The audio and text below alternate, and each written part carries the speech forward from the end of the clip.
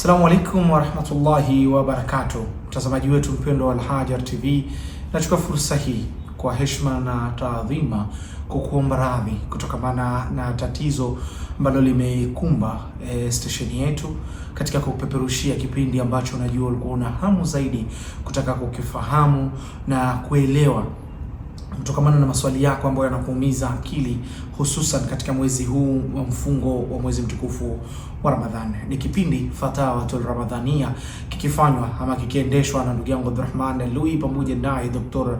Ahmed Yasin. Kutokana na sababu ambazo ziko nje ya uwezo wetu, sababu ambazo hatukuweza kuziepuka, tunaomba radhi. Kipindi hiki hakitakujia katika siku hii ya Alhamisi kuanzia mida hii ya saa 4.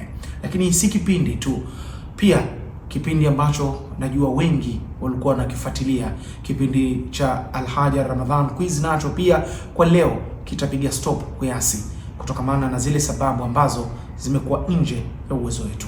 Lakini kwa kuwa siku zote tunakujali, tunakupenda, lakini pia tunathamini muda wako kukaa katika runinga na kututazama, tumekuandalia hiki ni kipindi ambacho utakuwa naye ama tutakuwa pamoja, mimi pamoja na Sheikh Abubakar Bamku, tukizungumzia visa vya maswahaba. Lakini nakuahidi inshallah, pendapo Mola Jalali, kesho kipindi cha Fatawatul Ramadhania kitakujia mubashara kuanzia mida ya saa 4 baada ya kutatua matatizo ambayo yametukumba.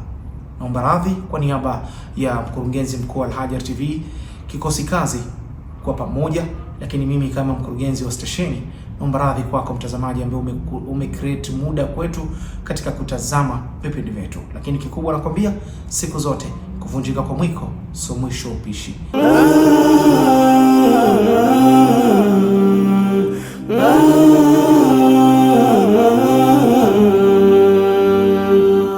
Al-Hajar TV, mwangaza kwa umma.